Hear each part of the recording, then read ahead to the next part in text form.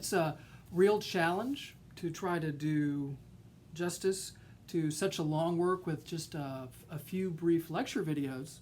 So we'll touch upon a few points and then have to say goodbye to Walt Whitman and Song of Myself. So let's take a look at, this is section 24. Section 24. Walt Whitman, a cosmos of Manhattan the sun, turbulent, fleshy, sensual, eating, drinking, and breeding. No sentimentalist, no stander above men and women or apart from them. Whitman saying he doesn't stand above people or apart from them. He's with everyone, with all Americans. No more modest than immodest. Unscrew the locks from the doors. Unscrew the doors themselves from their jambs. You see, there's that sense, there's so much energy that it cannot be contained. Better take that door off its hinges. On second thought, you better take that door jamb off there. Just take the whole frame, because I'm busting out. Whoever degrades another degrades me, and whatever is done or said returns at last to me.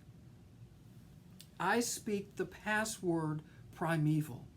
I give the sign of democracy. By God, I will accept nothing which all cannot have their counterpart of on the same terms.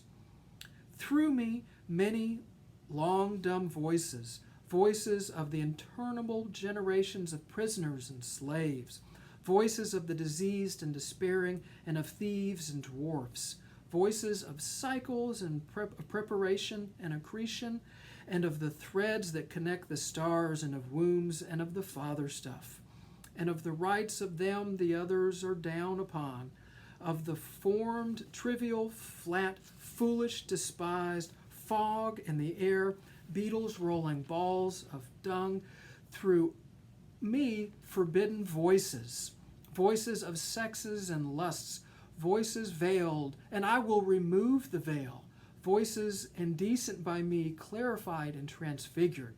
I do not press my fingers across my mouth. I keep as delicate around the bowels as around the head and heart. Copulation is no more rank to me than death is. And this is one of the things that the critics labeled Whitman as obscene. He's talking about, in poetry, things that would not be talked about in polite society. In addition, he's doing something that was very similar to what Emily Dickinson was doing, and that he has a new approach to death. When we were with Dickinson, right, and reading through in the text, she has some of her different poems have a unique approach on death. And the same is true with Whitman. So now let's just go ahead and skip to the very end of Song of Myself, the 52nd section, 52nd. The spotted hawk swoops by and accuses me. He complains of my gab and my loitering. I too am not a bit tamed. I too am untranslatable. I sound my barbaric yawp over the roofs of the world. Right? So Whitman's acknowledging that about himself, about his work. Yeah, it's barbaric. It's like a barbaric yawp, just a huge guttural shout. The last scud of day holds back for me. It flings my likeness after the rest, and true as any on the shadowed wilds. It coaxes me to the vapor in the dusk. I depart as air, I shake my white locks at the runaway sun. I effuse my flesh in eddies and drifted and lacy jags. I bequeath myself to the dirt to grow from the grass I love. You see, Whitman is like he's dying and he's passing himself onward. This is like a transcendent moment here for us. If you want me, look again for me under your boot soles. Think about that the next time that you're walking here on campus, or out in your yard, any place, and you're walking along the ground, just stop and say, hey to Walt. You will hardly know who I am or what I mean, but I shall be good health to you nevertheless, and filter and fiber your blood. It's almost like Walt Whitman is a bowl of Wheaties with a multigrain vitamin, right? I shall be good health to you nevertheless, and filter and fiber your blood. And so this is a physical passing into us, a strengthening. Failing to fetch me at first, keep encouraged. Missing me one place, search another. I stop somewhere waiting for you. So what do we see here with Whitman? Right? We have to remember that he's one of the transcendentalists. Individualism, right? We saw this with Emerson and Thoreau, and we're seeing it again. They're recording, right, a unique vision, a unique perspective. But then it's up to us to take that and to forge our own path. And one of the things that Whitman is telling us here, right, what is he saying? Is that I'm not going to be here. I have to pass on, right? But I will be with you. How is this possible? We're sitting here, we're talking about, we're reading this book. Whitman is right here with us, right?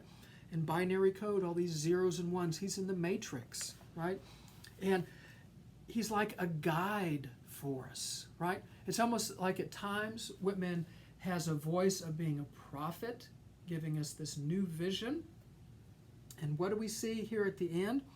Passing into us, into our physical form. And if we're looking for him and can't find him, missing me one place, search another.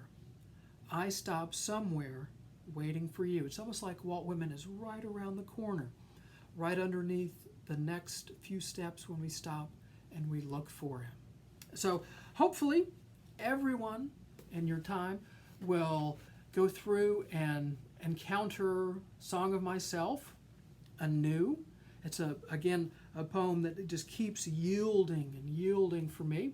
I hope that it will do for you. And hopefully, as we've gone through our all too brief look into the new poetic visions, you'll be able to see how the fabric of American literature and how all these different things piece together with transcendentalism, with ambiguity, with the Gothic, right? With manifest destiny. Man, that's in here too, right? All of this forms romanticism. And then the movement away from enlightenment and the science and looking back, neoclassical, right? New classical. And then reflect upon the Puritans and how they sought to know. So hopefully, as we are moving into the ending weeks of the class, you'll start to see how American literature is a vast tapestry with many different fabrics, many different colors, all woven together. So, until we meet again, be well, do good work, and keep in touch.